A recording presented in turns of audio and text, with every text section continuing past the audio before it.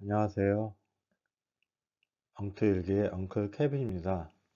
한 주간 잘 지내셨는지요? 주식 시장이 아주 어지럽고 복잡한 지가 이제 꽤 오래됐습니다. 이제는 거의 완성이 됐는데, 그럼에도 불구하고, 어려운 시간들을 서로 보내고 있는 것 같습니다. 여러분들의 투자는 어떠신가요? 주말을 또 어떻게 보내시는지. 오늘 저는 또 여전히 책 이야기를 하려고 합니다. 어렵고 힘들 때는 책 보는 게 최고가 아닌가.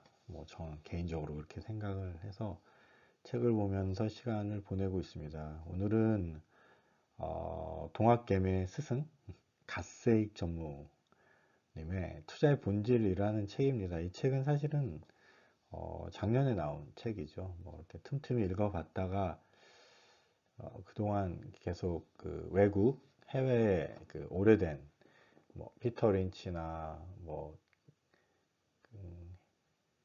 케인즈 이런 분들의 투자에 대한 이야기를 했었는데 우리나라에도 또 뛰어난 투자자가 있다.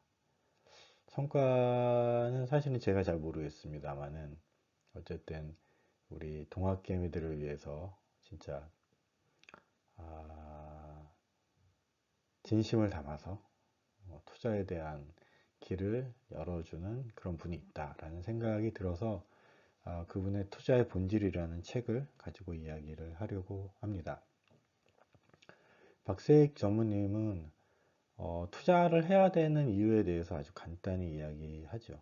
우리가 월급은 좀 오르고 비슷해도 사는 게 우리가 젊었을 때나 어렸을 때에 비해서 팍팍해진 이유는 물가가 올랐기 때문이죠. 우리는 그걸 인플레이션이라고 하고 어, 현금으로 계속 들고 있거나 예적금만 했던 사람들과 그래도 힘들지만 어, 주택을 구입하고 약간의 투자를 했던 사람들의 삶의 모습이 지금 현재 사정이 차이가 많이 난다. 그 이유는 투자를 하고 했냐 하지 않았느냐에 대한 차이다라고 이야기하고 있습니다.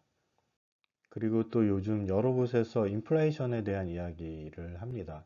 한동안 잊혀졌던 이야기이긴 하지만 저 같은 50대인 경우에는 저희 어렸을 때 진짜 엄청난 인플레를 나름 간접적으로 경험을 했던 세대이기 때문에 투자는 인플레이션 해지다라는 말이 마음에 와 닿습니다.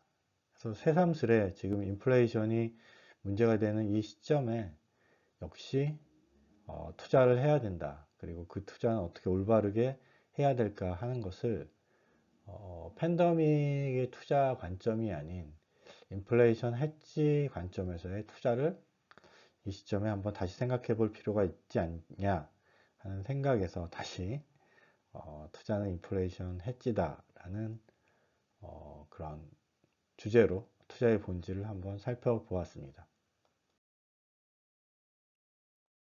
최근에 시장을 보고 이제 그 약세장이다라는 이야기를 합니다. 그래서 어느 정도 약세장이라는 것에 대한 공감대는 형성이 되어 있는 것 같습니다. 그러면 이제 약세장은 어떤 종류의 약세장이 있느냐 하는 게 이 책의 앞부분에 코로나 코로나 팬데믹 그 위기와 대응에 관련돼서 얘기가 되고 있습니다. 첫 번째는 구조적 약세장을 이야기합니다.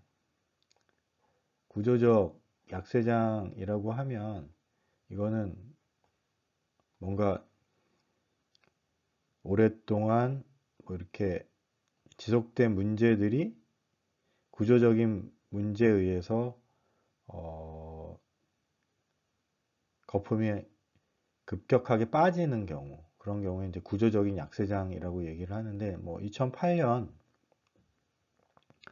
그 금융 위기나 그다음에 2000년대 그 닷컴 버블 시대를 이야기를 하고 순환적 약세장이라고 하면 이거는 보통 오일 쇼크나 이런 그 경기 사이클에 의해서 실제로 이제 약세장이 오는 경우를 이제 순환적 약세장이라고 합니다.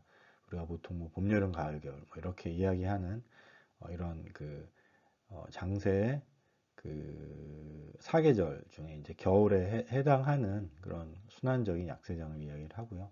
그다음에 또 한 가지 이제 이벤트에 의한 약세장을 이야기합니다. 코로나가 그랬던 것 같고요. 최근에 약세장이 이제 테러나 전쟁에 의해서 뭐 이렇게 생기는 것을 이벤트에 의한 약세장이라고 이야기를 합니다.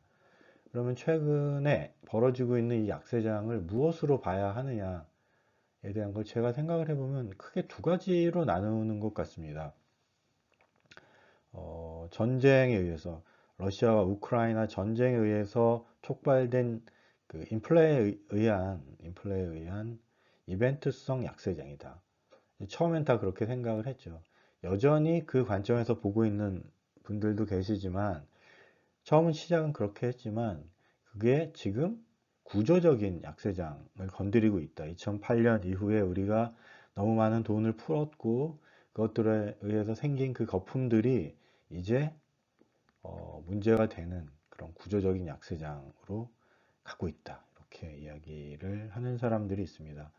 보통 구조적인 약세장인 경우에는 디프레이션을 동반해서 거의 한 42개월 동안 50% 이상 하락을 하고 회복하는데 한 10년 정도까지 걸린다. 이런 거죠. 그러니까 닷컴 버블, 그 다음에 2008년 금융위기, 이런 겁니다.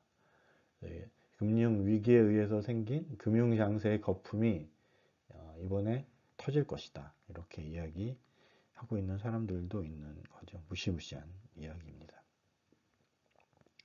여러분들은 어떻게 생각하시나요? 사실은 여기에 따라서 우리의 이번 장세에 대한 대응이 사실은 결정이 되는 거라고 생각을 합니다. 저는 아직은 구조적인 장세로 물론 리스크는 있지만 각 기업들의 실적이 뒷받침이 되고 있는 상황이어서 이벤트적인 약세장에서 끝나기를 바라면서 일단 거기에 포지션을 맞추고 대응을 하고 있습니다.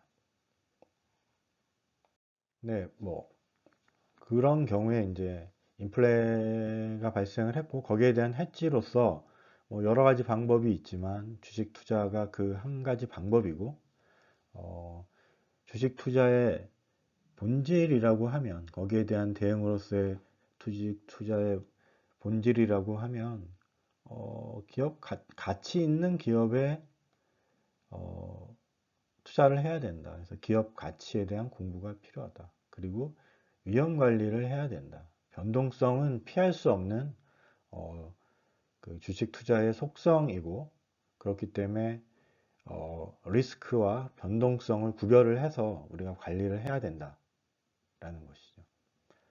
무조건 믿고 들고 가는 것도 위험 관리가 아닌 것이고 그리고 변동에 그냥 팔고 사고 팔고 살고 하는 것도 사실은 위험 관리는 아닌 것이죠. 위험과 그 변동을 구별을 할 줄 알아야 되고 그 위험에 대해서 관리할 수 있어야 된다라는 이야기입니다. 주식 투자를 할 때 어떨 때 돈을 버냐, 시장을 분석을 하는 게 중요하냐, 운이 제일 중요하다라고 많은 사람들은 시장이 돈을 벌게 해준다라고 이야기를 합니다. 그러니까 대세 상승장인 경우에는 그냥 어떤 주식을 사도 상관이 없고, 그거는 실력에 상관없이 모든 참가자들이 부를 얻을 수가 있죠. 그렇지만 그 기간이 그렇게 길지 않고 그 기간이 끝나게 되면 이제 실력이 드러나게 되는 것이죠. 그래서 시장이 좋은 시장이나 나쁜 시장이냐라는 것들을 구별할 수 있는 눈을 가지고 있어야 하고 그 경우에 적절하게 대응을 해줘야 된다는 이야기입니다. 그래서 주식 시장은 강세장일 때 투자를 하고 그리고 약세장일 경우에는 거기에 맞게 대응하는 것들이 필요하다라는 것이죠. 그리고 주식을 선정을 했을 때는 시장이라고 하는 것은 미인대회와 같다라는 것이죠. 이 말은 실제로 올라가는 것들이 올라가고 내려가는 것들이 내려가고 주변 사람들이 주식 시장을 어떻게 보느냐에 대한 것들을 우리가 파악하고 있어야 하고, 그리고 거기에 대해서 우리가 준비하고 대응을 해야 된다라는 것입니다. 다른 사람들이 시장에 대해서, 그리고 내가 관심을 가지고 있는 주식에 대해서 어떻게 생각을 하느냐 하는 것들을 우리가 알고 있어야 하는 것이죠. 그래서 시장은 IQ가 2만이라고 박세익 전문이 이야기합니다. 모든 것을 미리 반영한다는 얘기죠. 선반영이라는 얘기처럼 주식시장에 그 만능의 말이 없습니다. 그죠? 선반영돼서 그렇다. 선반영되지 않아서 그렇다. 어려운 얘기죠. 그렇지만 기본적으로 모두가 알고 있는 사실은 시장에 반영이 된다. 이게 이제 효율적 시장 가설이라고 합니다. 그런 미인대회 같기도 하고 강세장과 약세장이 반복되는 이런 주식시장에서 시장을 이기는 방법은 무엇냐? 세 가지를 이야기를 합니다. 포트폴리오를 구성을 하는 방법, 자산 배분을 그때그때 맞춰주는 방법, 아니면 트레이딩을 하는 방법. 박세익 전문은 자산 배분과 트레이딩으로 실제로 많은 부를 쌓은 사람을 보기가 어려운데 그건 두 가지 이유 때문에 그렇다는 것이죠. 그것이 어렵기 때문에 그렇고, 또 한 가지는 그것을 다른 사람들이 알게 되면 또 그 이익을 얻을 수 없는 상황이 될 수도 있기 때문에 또 알려주지 않는다라는 것입니다. 그런 의미에서 일반적인 경우에 주식 투자라고 얘기하면 올바른 포트폴리오를 구성을 해서 주식 투자를 하는 것을 이야기한다라고 이야기하고 있습니다. 그래서 이제 뒷에는 이제 거기에 대한 이야기들을 이어나가도록 하겠습니다. 트레이딩을 전산에서 조건을 놓고 단기 트레이딩을 하기도 하죠. 그리고 자산 배분이랑 추세 추종 트레이딩을 섞은 퀀트 같은 것도 하고 있습니다. 그래서 할투의 강환국 작가 같은 경우에는 실제로 그 사이트에서 이 퀀트 투자에 대한 이야기를 설명을 하고 있습니다. 이제 저 같은 경우도 실제로 일부를 이제 뭐 모멘텀 스코어, 평균 모멘텀 스코어 전략을 쓰고는 있습니다. 그 경우에 지금 이번 달에는 다 팔고 사실은 현금을 가지고 있어야지 되는 거죠. 그렇지 않은 이유를 또 뒤에 말씀드리도록 하겠습니다.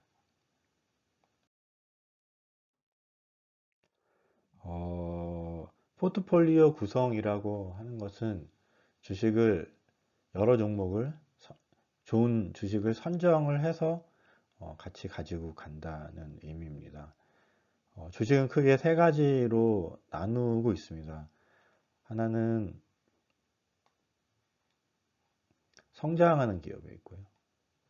그다음 쇠퇴하는 기업이 있습니다. 이제 우상향하는 기업, 우하향하는 기업, 사이클 기업은 이제 올라갔다 내려갔다 이렇게 제자리에서 왔다 갔다.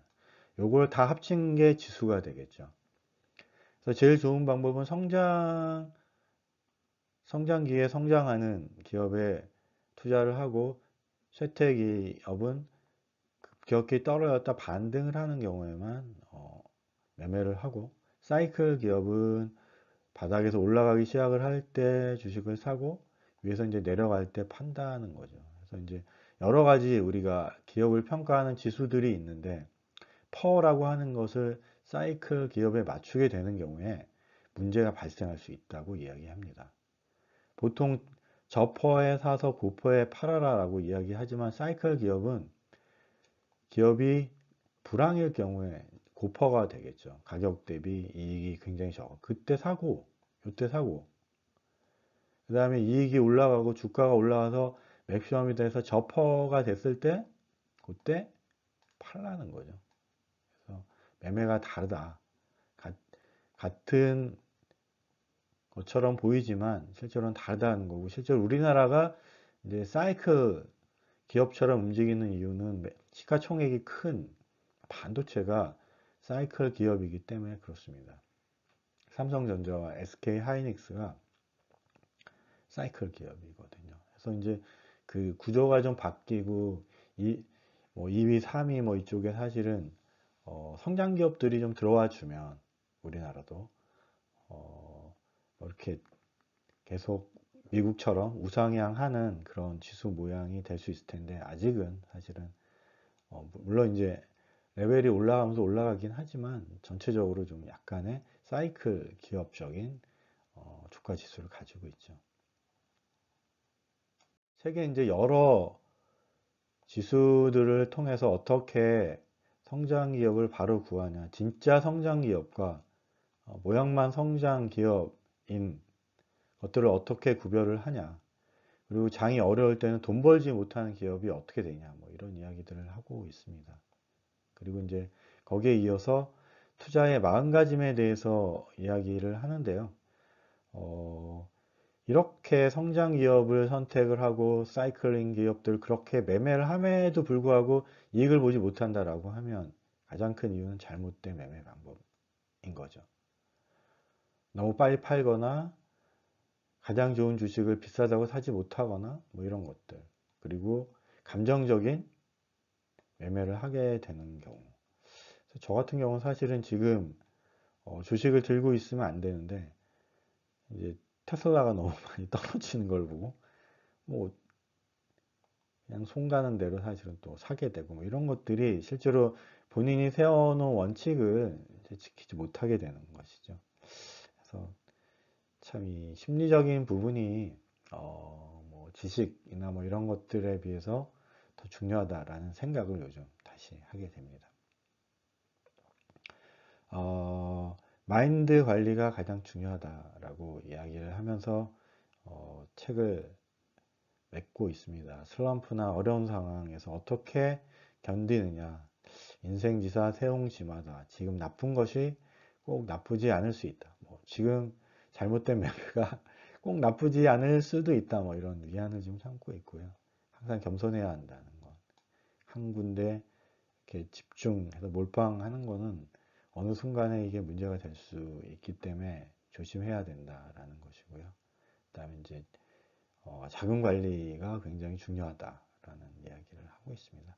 실패는 성공의 어머니이기 때문에 철저한 반성을 통해서 같은 실수를 반복하지 않고 주식 시간에 살아남으면서 오래오래 좋은 투자를 해서 우리가 경제 대국이 됩시다 라고 말씀을 하고 계십니다. 그래서 이 책은 그렇게 끝맺고 있고요.